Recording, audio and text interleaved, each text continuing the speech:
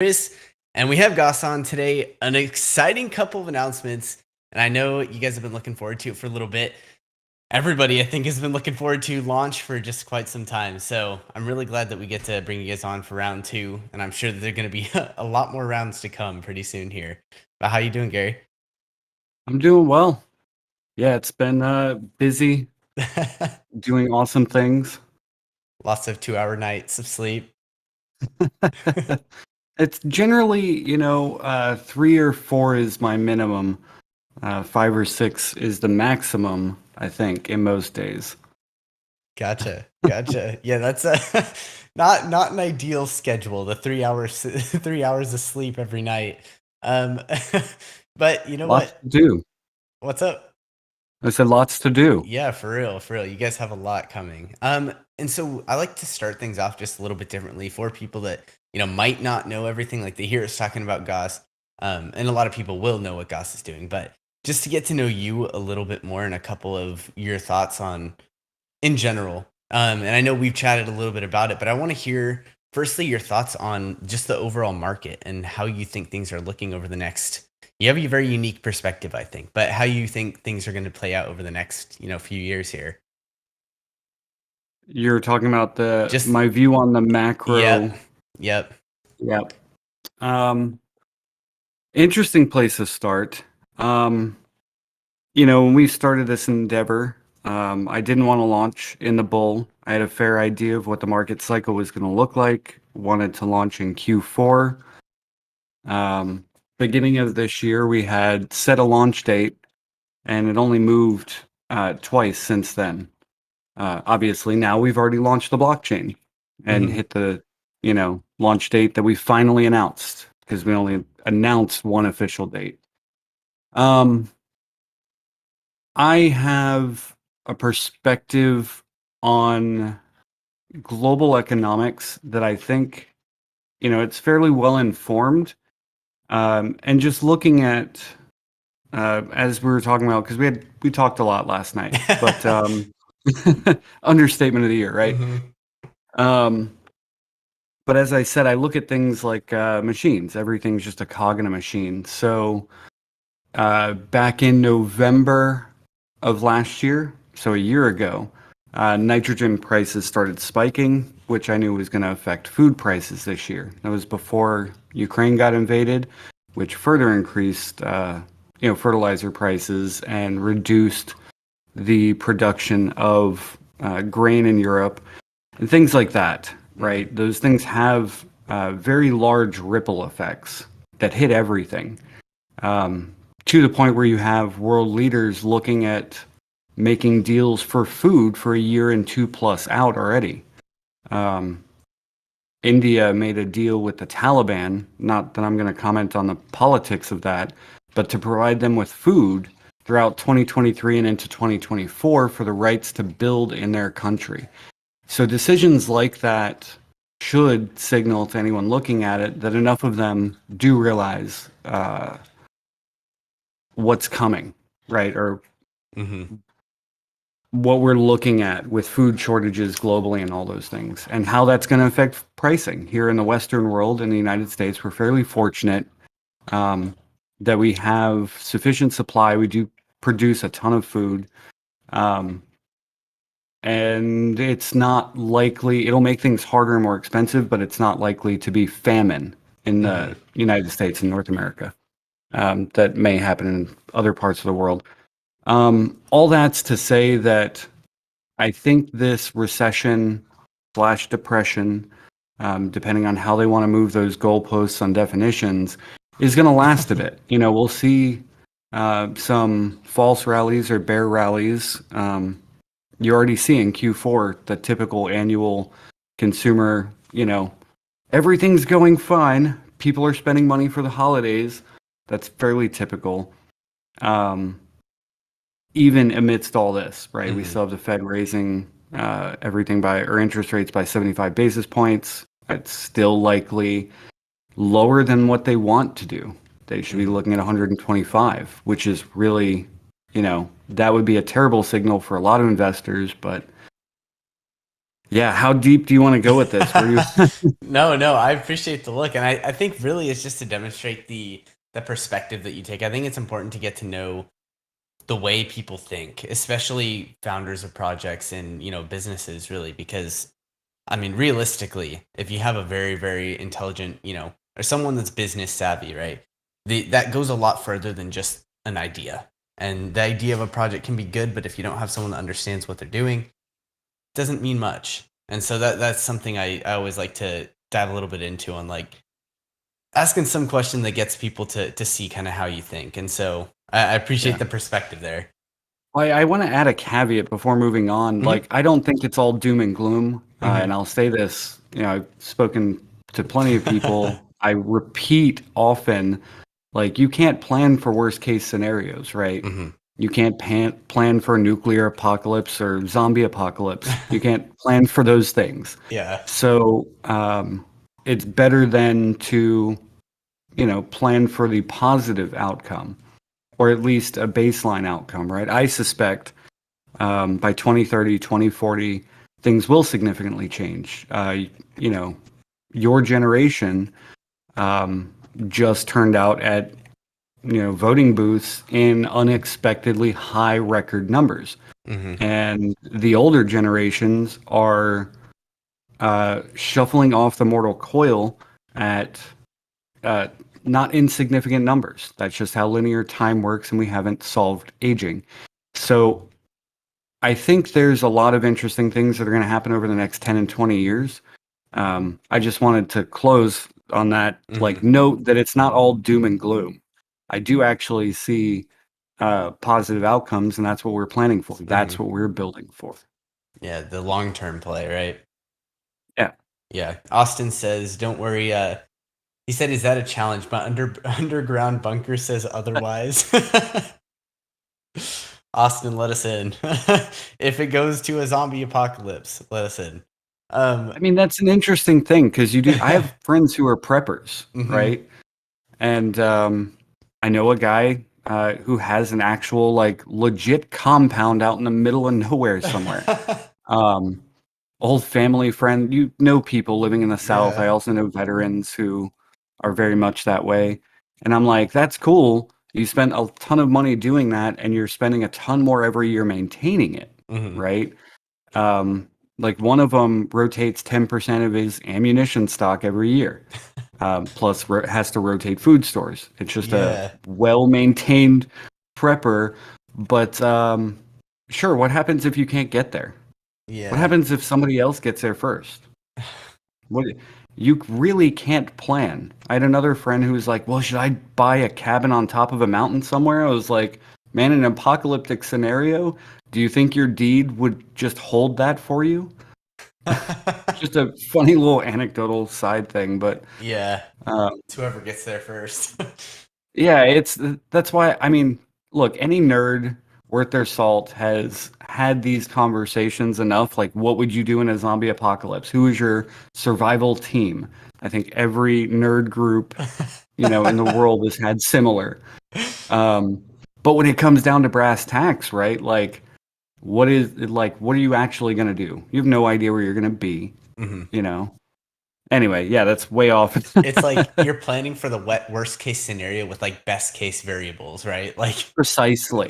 Precisely my point. Yeah. yeah, Like, what if you happen to be at work and don't have your prepper bag and, you're out of gas or. you can't get to your home, or any number of other things? Like, look at what Hmm. happens with moderate inconveniences, right? We run out of supply of food, water, all toilet paper, um, all Yeah. sorts of things just from those. I'm not going to call a pandemic a minor inconvenience, but at that point, of early announcing shutdowns the very first days of the pandemic, that's functionally what it was. It wasn't an apocalypse. So just play that out at Yeah. scale. Although any planning goes out the window. What is Murphy's law, right? Like anything that can go wrong will, or if there's something Yeah. that can go wrong, it will. Yeah.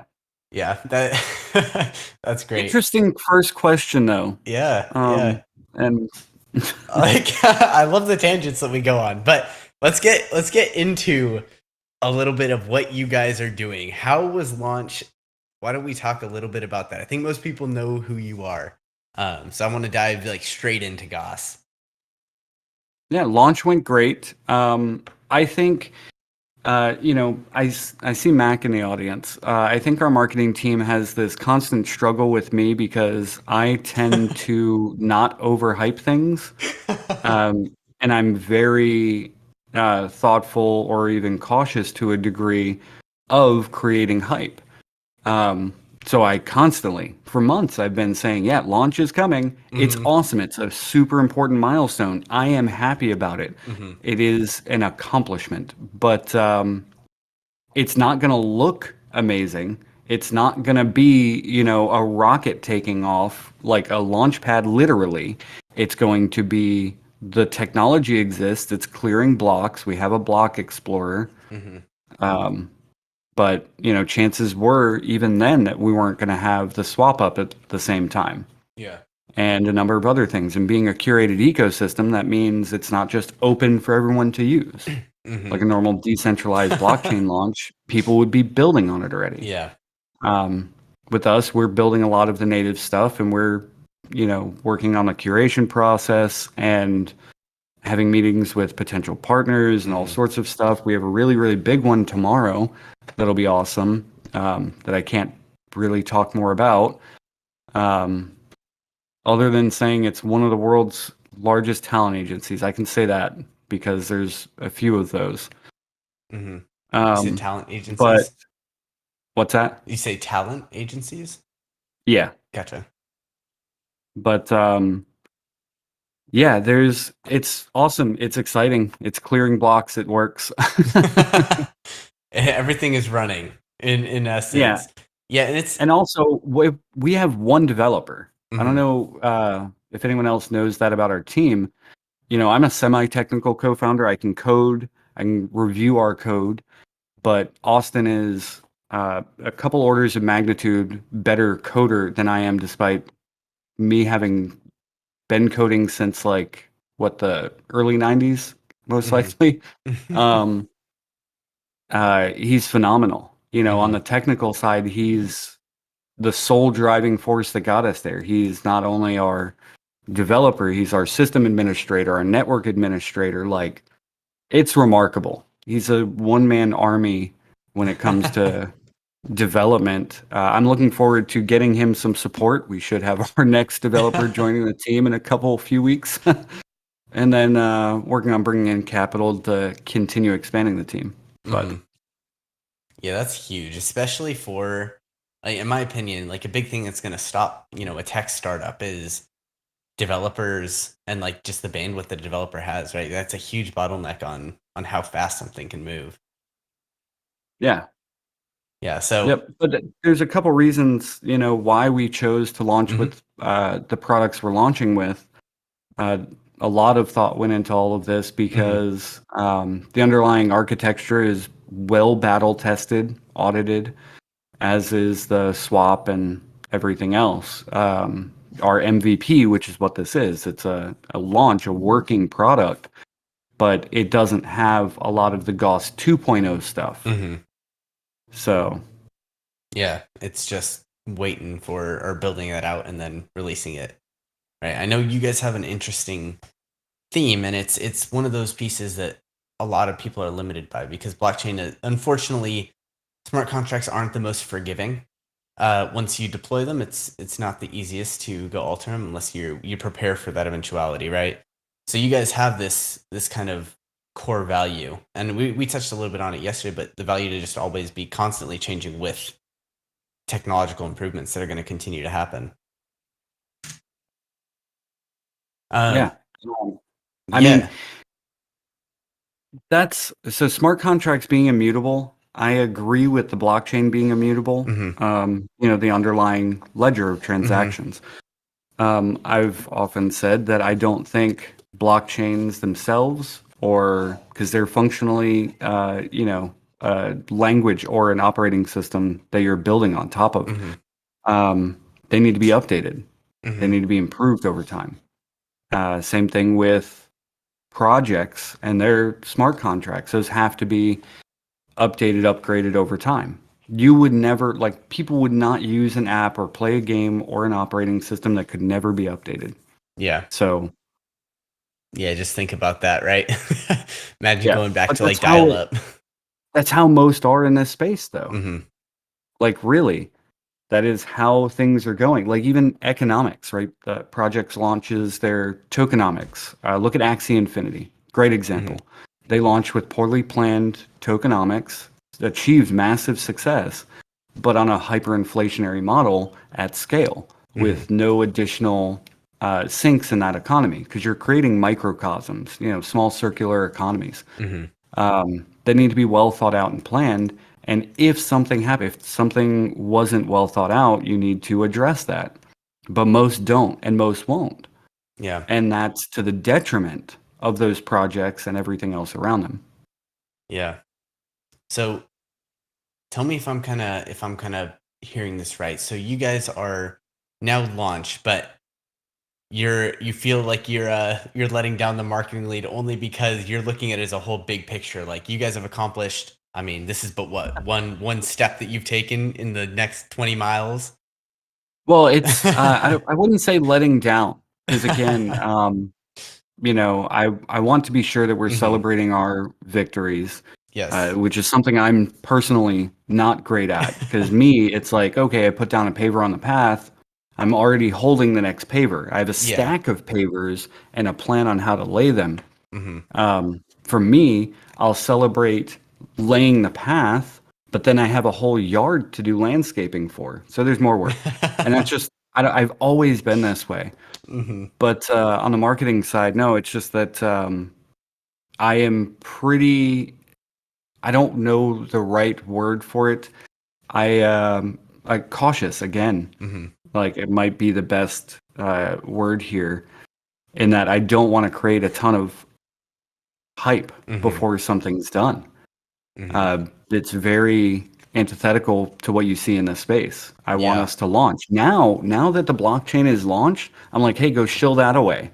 We can shill the blockchain being launched till we're blue in the face. I'm cool with that. Mhm. Um, but that's like celebrating the thing that's already been done, not hyping Yeah. up that you're doing a thing. Mhm. You're under So promising, trying to over deliver every time. always, Yeah. I think that's huge. You have yet to see Web3 kind of hit it. And I think it kind of goes back to a lot of people coming into Web3 don't have that experience in kind of how the traditional world works. At least it seems like to me. And like I'm not one to say that I do, right? But I feel like I see this pattern in especially the DeFi degen place where a lot of people just don't have that experience yet. And so people get excited and people want to talk about all these things that are going on before everything is kind of set. And that's why you see, people can't hold on to the promises that they're citing years before it's even released. right? Yeah, and raising funds too, Mhm. because that's something else we're doing differently. Mhm. In a number of different ways, but you have most blockchains raise tens or hundreds of millions of dollars a year or two before they launch Yeah. a blockchain. Um, and I think that has gotten us to a point where we have overinflated valuations in the startup world and the tech sector. Mhm. That whole Silicon Valley mindset, because everyone wants to bet on the winning horse. Mhm. They want to see 1 in 100 actually be a unicorn. Mhm. Um, and so they're all lining up to write checks for that thing, as long as you have the right connections and pedigree and all of that fun stuff. Yeah. But um, even in this space, though, you see NFT projects raising, millions of dollars, or projects that we're familiar with in our little orbit here Mhm. that raise a couple $1 million and never launch anything, and then go under.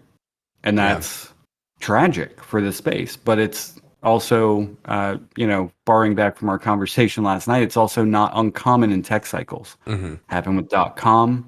It's happened in automotive. Pick a technology. That's something else that's a recurring theme Mhm. across innovation. First people don't believe in it, then everyone believes in it. Lots of things get started around it. Most of them fail, and a few went out. Mhm. So, Yeah. There's a couple people, and you're one of them. There are a couple people that we know that are very good at analyzing these patterns as far as like even just looking at like macro, right? And analyzing these patterns across a long enough time horizon. And you see constantly things are just repeating. And it's because it goes through psychology, it goes through what makes sense in people's minds. It goes through, I mean, there's a lot of different steps I think it takes kind of down the reasoning for it. But recognizing those patterns is really huge as far as being able to plan and prepare for, like you said, you can't prepare for every worst case scenario, but you should be aware of what's possible. Yeah, and I think a number of things you can look at being in the majority of scenarios being Hmm. inevitable. Hmm. I do think, a metaverse is inevitable, being an interconnected and interoperable world or group of virtual environments. Hmm. That's inevitable.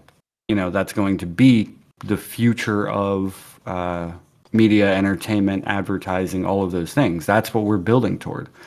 I wouldn't call Gauss a metaverse project, but we're certainly looking at building some of the underlying infrastructure, Hmm. architecture, and pillars to get there. But that's again 10 years out. Yeah. Yeah, there's a long road to get there. And I think that a lot of people can appreciate the fact that you guys are, and I mean it limits the speed, but it's intentional, right? The fact that you're not trying to hype it up for next year. You're telling people, hey, it's gonna take a minimum of, a few years, probably more like 10 to 15 years to build X, Y, and Z. And so I think that's huge as far as the credibility of people coming into the space, and it shows that there's a lot more of a long-term play, which just in my mind is much, much more important than somebody coming in saying, hey, we're going to do this year. Because I Yeah. mean, delayed Well, gratification. Sorry, go on the ahead. speed front, I think it's important to note that like having that long-term mindset doesn't Hmm. mean we don't have aggressive ambitions Yes. early on.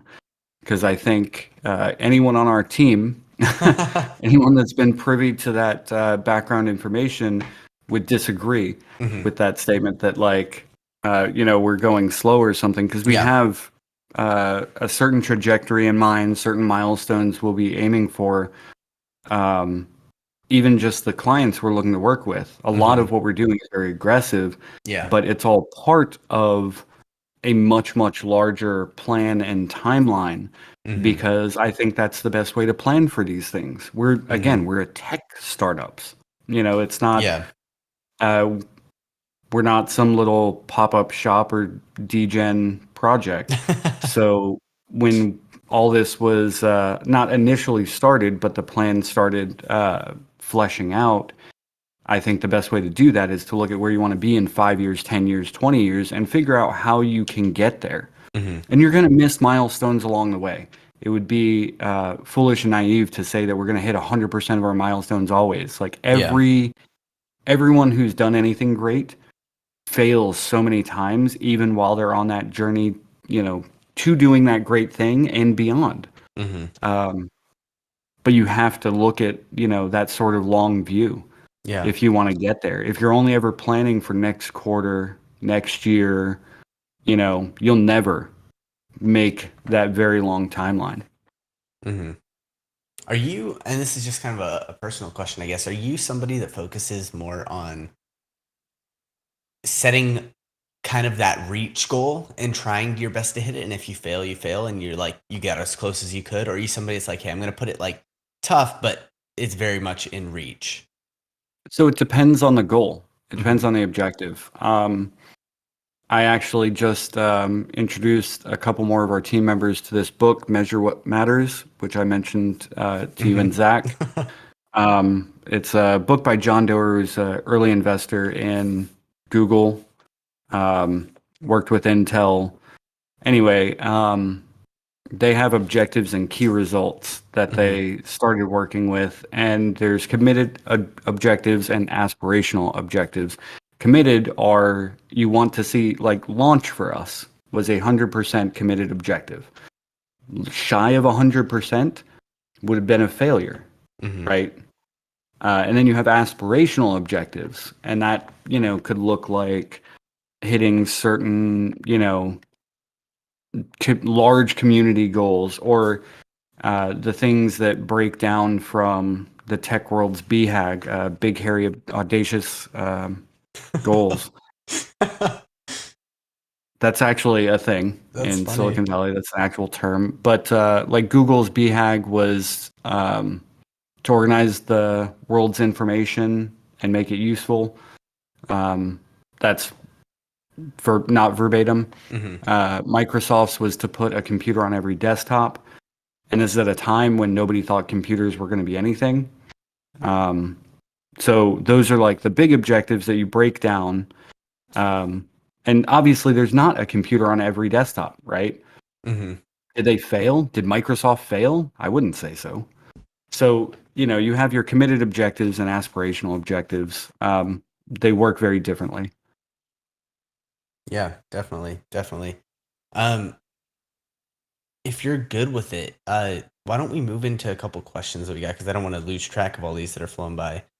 Sure. Um, so the first one, is it true that there is kind of unrelated to launch, but is it true that there is a contest running to win an Iron Pharaoh card every day or every week? Both.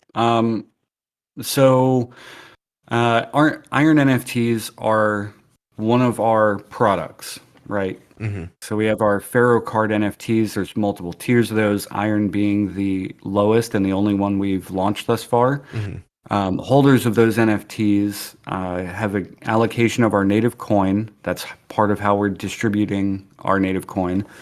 And they're going to act as magnets for rewards, keys for exclusive opportunities for a very, very, very long time. And I'm going to make it part of our mission that we continue to pump value into these for the whole run for 10, 20 plus years. Mm-hmm. That's my aim, right? It's our Prime, Amazon Prime membership, Mm-hmm. but you buy it once.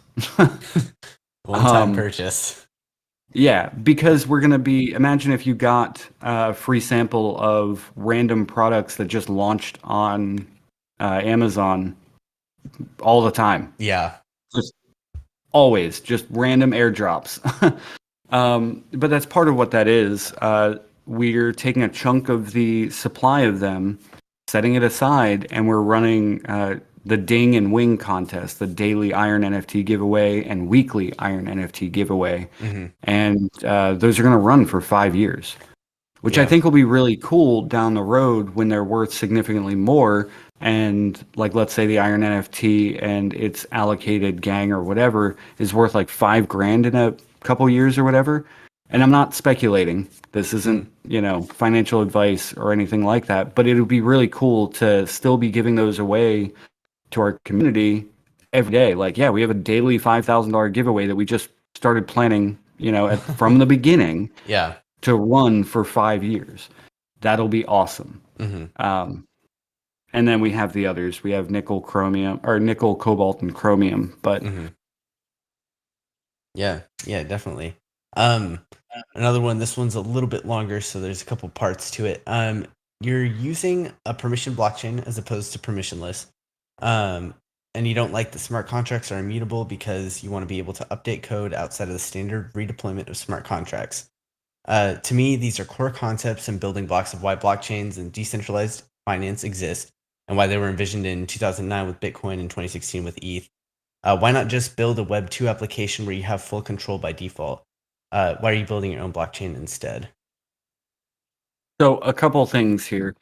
I think every early iteration of any technology is iterated on, built upon. Like the internet doesn't resemble what ARPA was at all.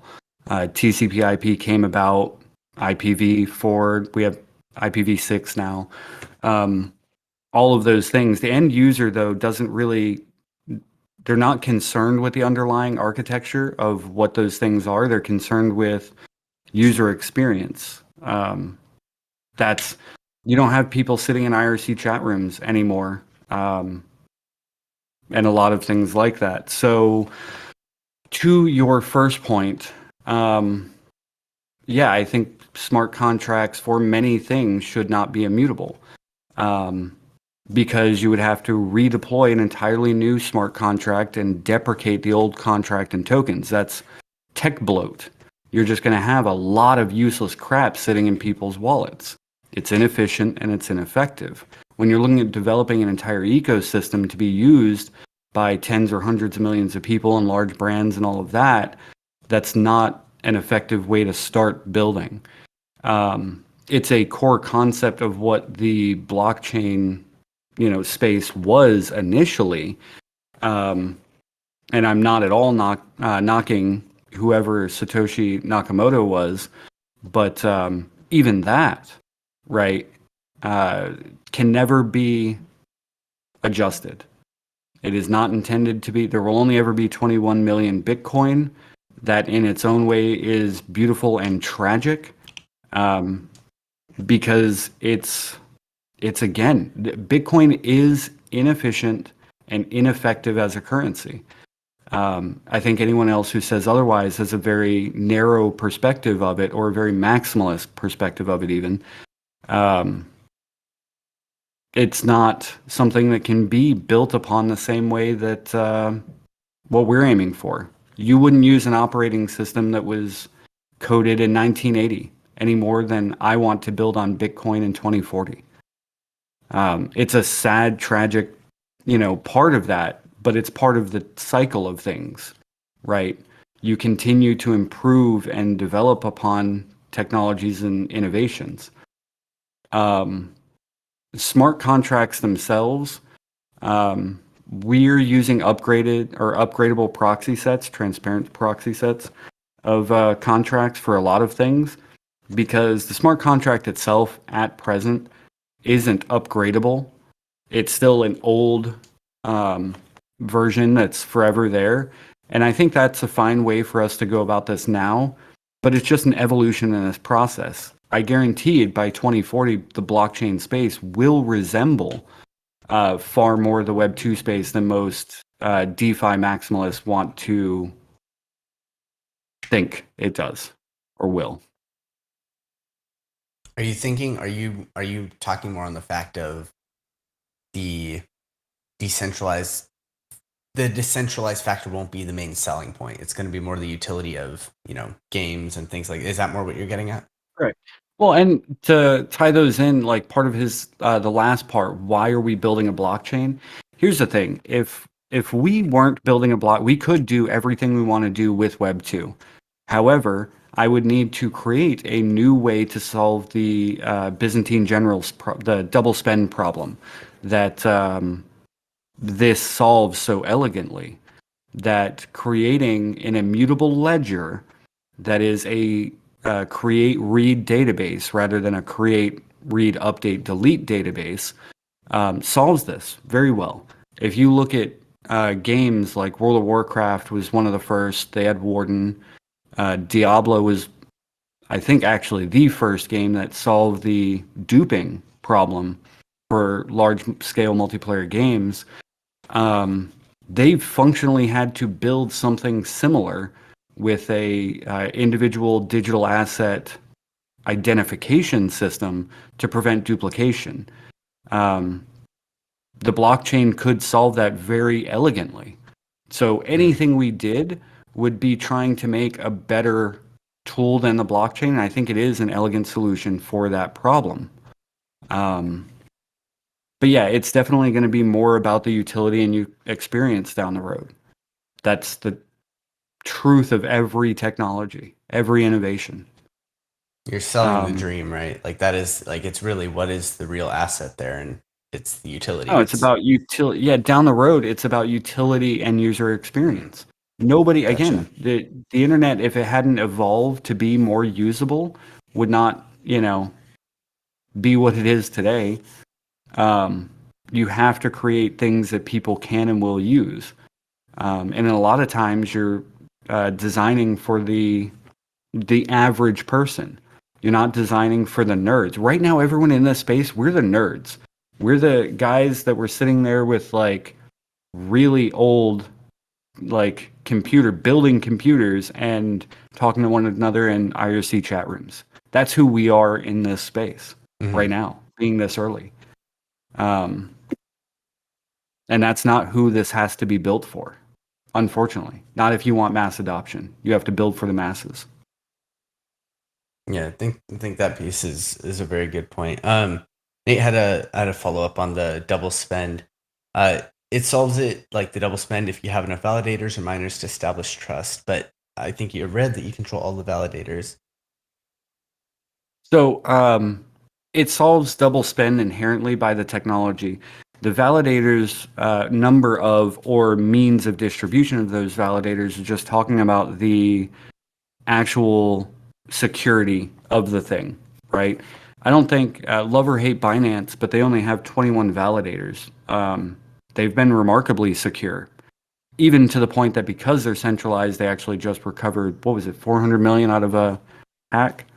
Um, but the security is, I don't want to say very uh, traditional in a sense, but Mhm. um, it's not dissimilar to securing any small network, right? What you get out of decentralized blockchains with decentralized validators, and that anyone could spool one up or could have spooled one up, because now it costs 32 ETH, which is outside of the reach of more than 90% of people on this planet. Um, you're solving for security just by decentralizing security. You're saying we're going to have 100,000 nodes out there, whatever the number is, and it would be very difficult to take Mhm. over a significant portion of them. So you're talking about two different things. You're talking about the actual, uh, consensus mechanism, and then you're talking about the validator side of things. Mhm.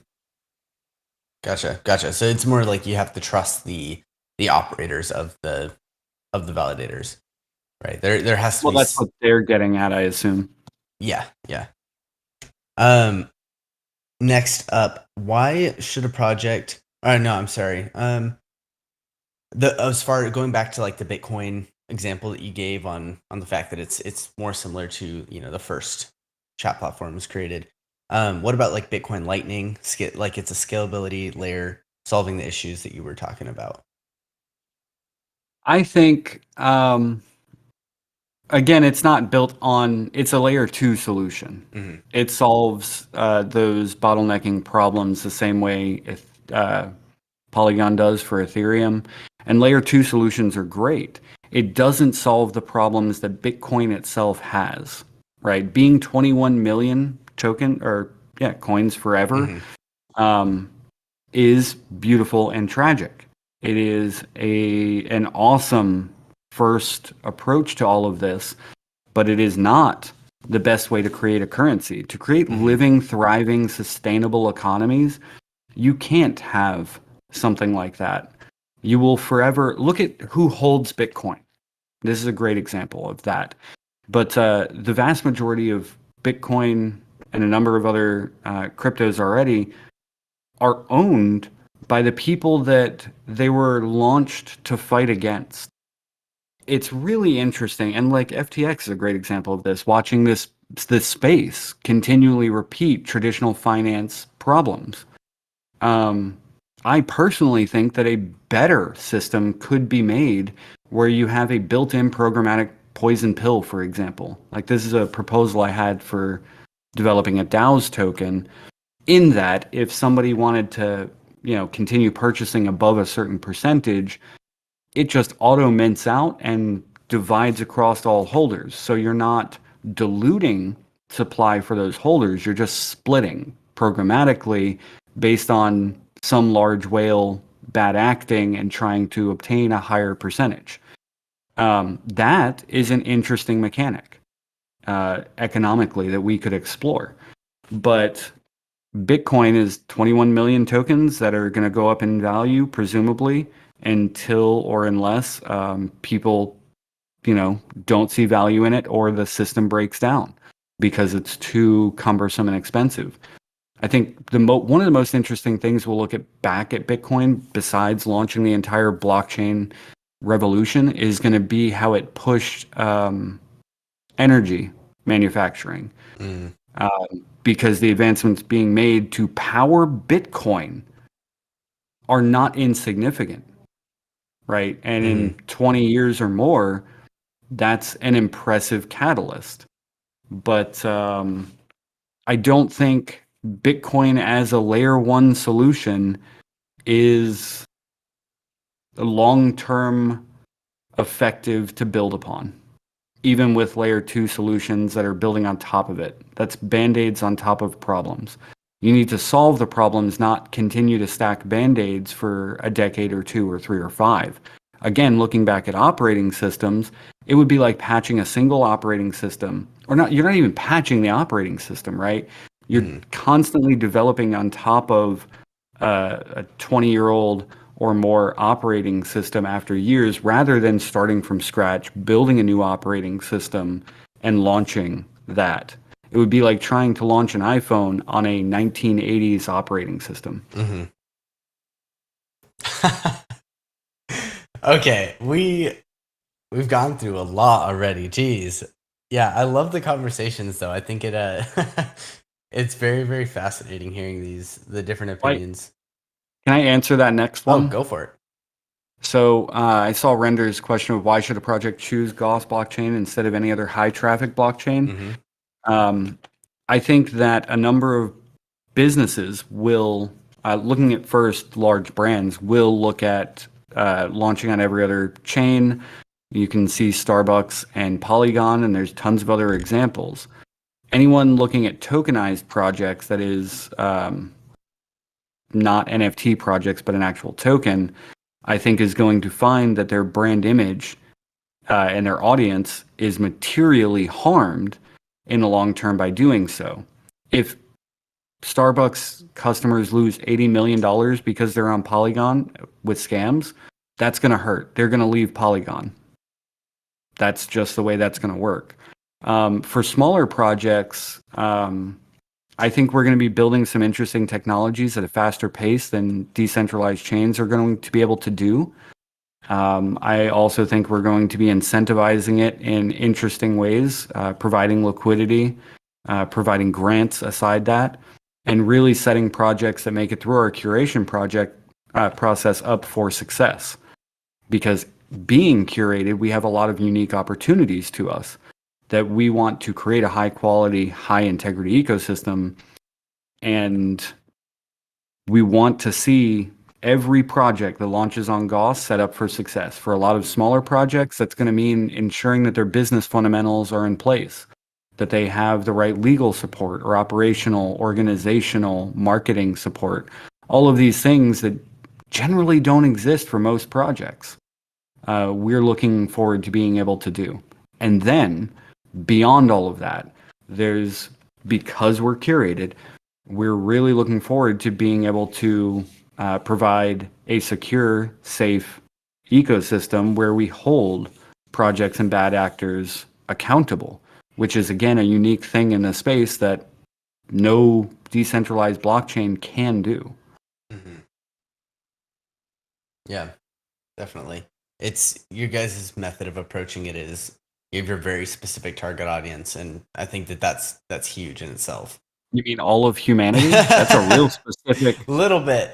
No, but like you said, like the businesses that are coming in that are going to lose customers $80 million because of, scams and other things like that. That's a huge problem that most blockchains just don't address because they're Yeah, going it's a different model. Um it is. And I think it's important that they exist. mhm. I do think, that decentralized chains exist, continue to exist, continue to be, um, sandboxes for people to play in because you get a lot of innovation out of that.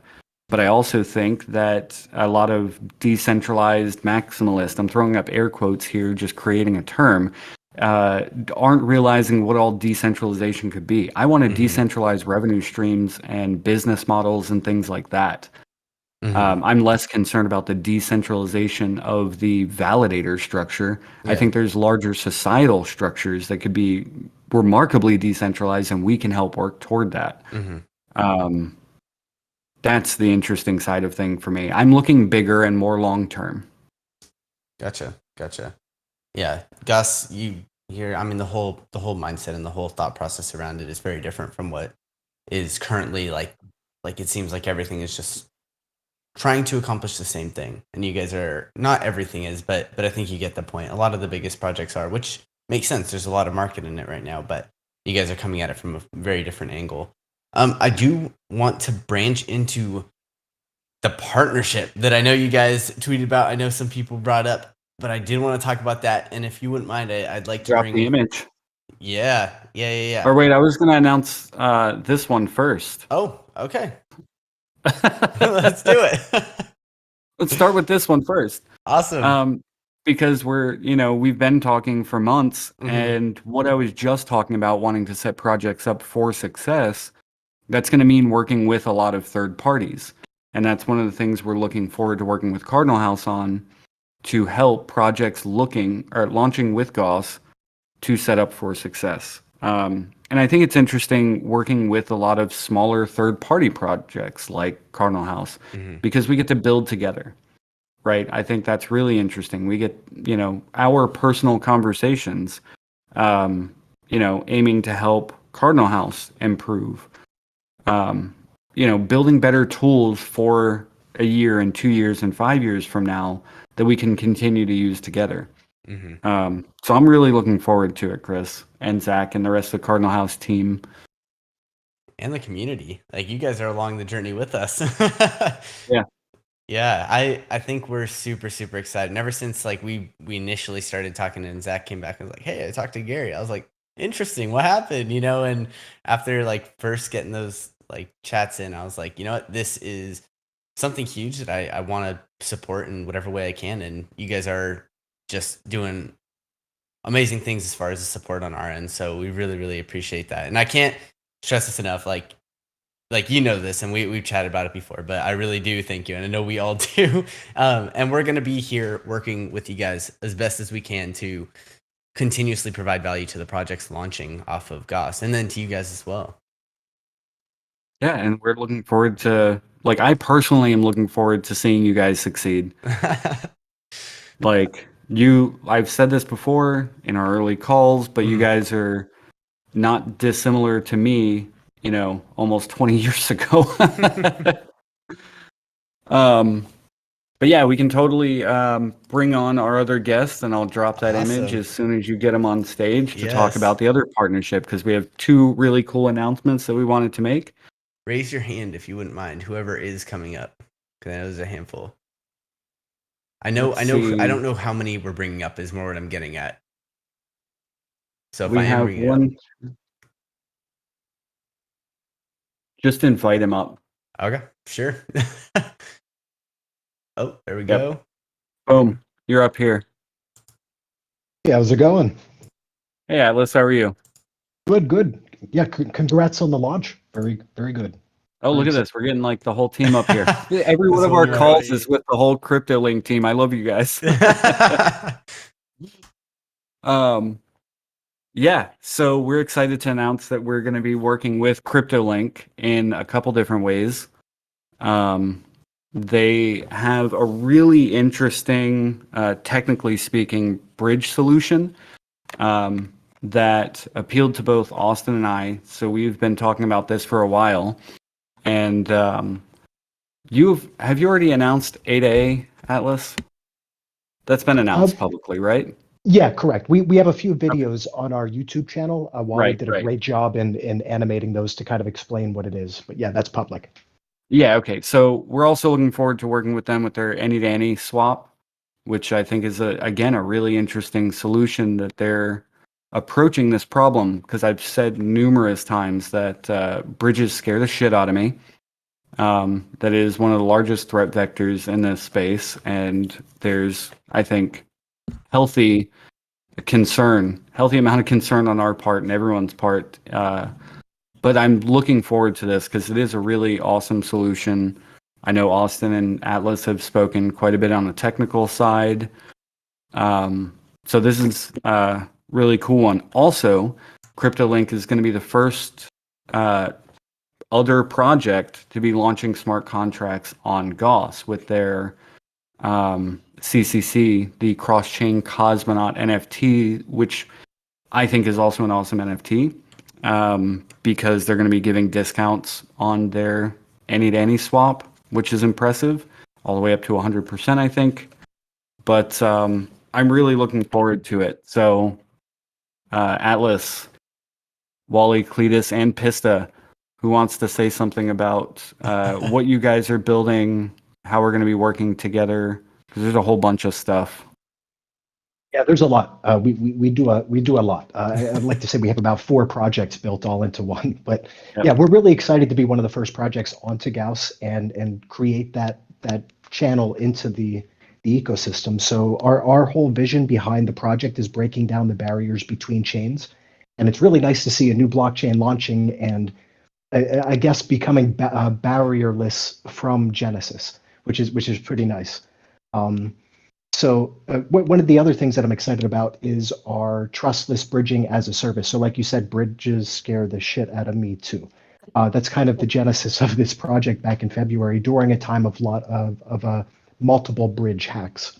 So what we try to do is provide decentralization of the permissions of that bridge. So you do not have to trust a bridge, us in this example, with any private keys as a project or any permissions. Therefore, the security still relies inside of each individual project like it does now. So I'm really excited about working with Cardinal House, working with Gauss, and when we're onboarding new projects into Gauss, giving them this whole tool set so that they too can be cross-chain from Genesis. Do you have anything to add, Cletus?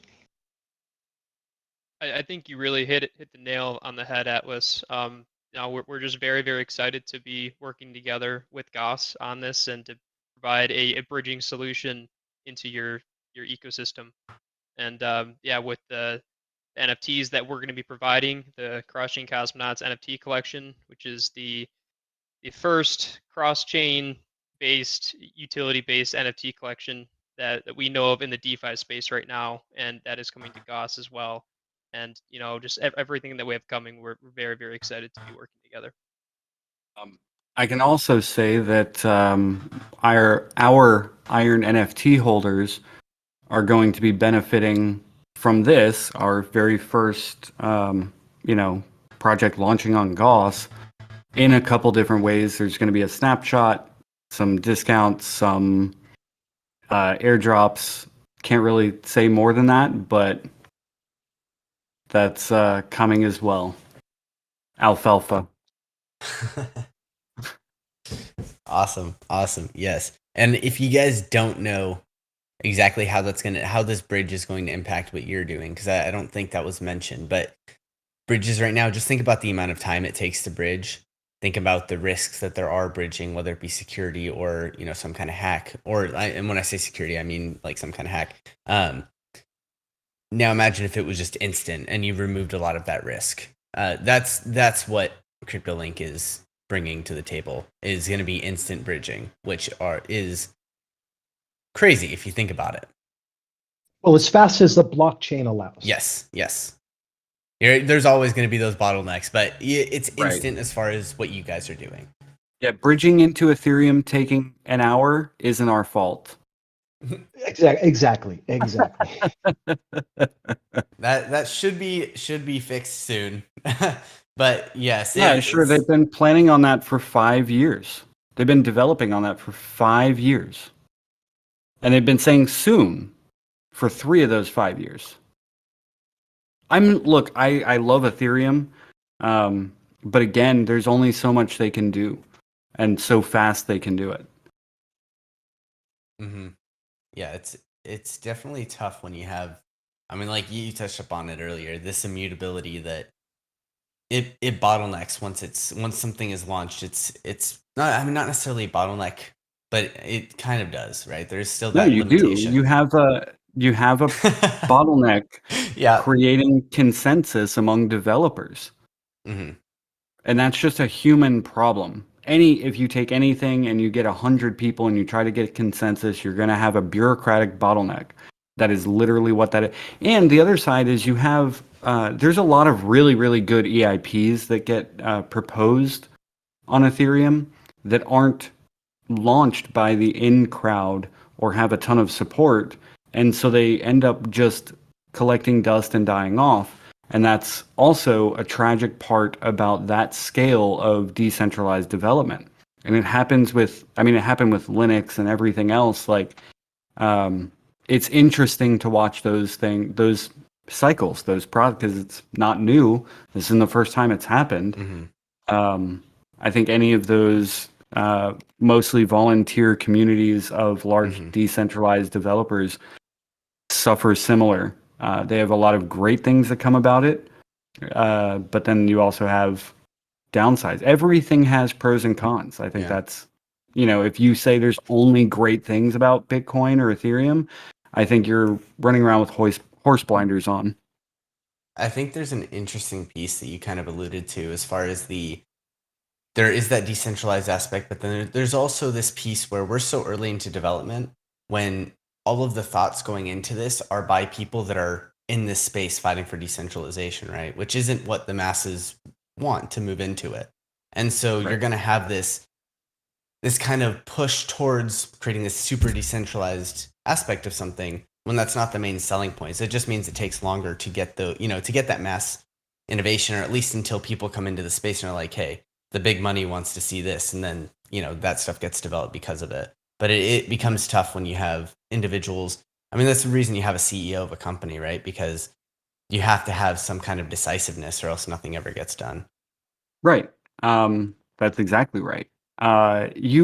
Disney's first foray into NFTs, I believe, was with a project called Vivi, which I don't even know. They're a standalone network. There's no in or out roads. There's no other way to get to it than their app. Without looking under the hood of it, I'm not even certain that it's on a blockchain. It could just be a very Web 2 solution where you buy 3D collectibles and can display them in your app. You can't take their token into any other ecosystem. It's not sold on any exchange or swap.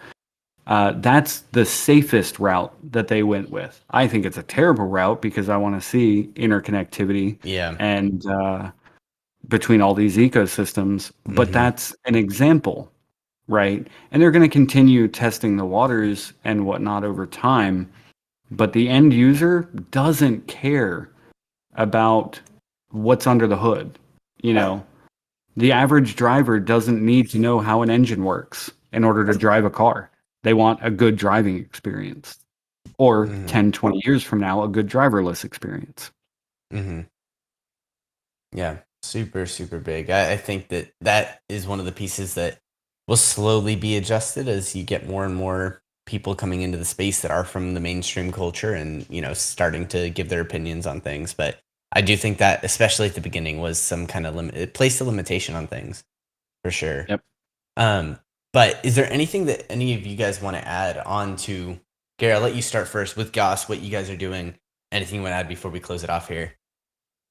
I'm excited for what we're building. I'm looking forward to working with Cardinal House, with CryptoLink, and a lot of the other partners. I think we have two more partnerships, affiliates and partnerships we're announcing this week. And plenty more to come. I think this, CryptoLink being the first launching with us, I think is super awesome and important. And I think looking at this, even what this looks like multiple years down the road, solutions like this will help us be more seamless, right? Because the end user doesn't want to look at, they're like, I want to swap from token A to token B. They don't care about having to change networks, and everything you do to complicate the experience makes it worse for the average user. So there's a lot. We're doing a lot of things. I'm looking forward to everything we're building, having Noble swap up, because that's something else that I think is really important to note, that, we have a blockchain and a lot of products. How many swaps fail? Just don't succeed or never launch, or NFT projects that never bring utility. We're doing all of those things at the same time and doing it well, executing already. I think that's worth noting. And I'm looking forward to working with you guys. Yeah, same here. Same here for sure. And how about for you guys over at CryptoLink? Yeah, we're excited too to launch with Gauss, and especially the NFT series that we launched. So guys, check that out.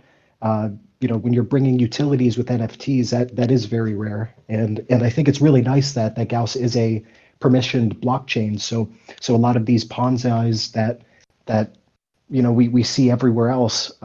It's going to be a better DeFi experience, I think, for new people, and yeah, the easier we can onboard people into DeFi and give them that seamless experience, the more people will be onboarded. Because yeah, we're not alt nerds, and I love that you were talking about IRC. I was reminiscing back to the good old days. Um, I asked, but I had a call with Chris and Zach last night, and I asked them if they'd heard of IRC or AOL Instant Messenger, because I was using those as an example of the early nerd tech, and then the slightly better tech, like AIM is kind of like Ethereum, and then you get to where we are today.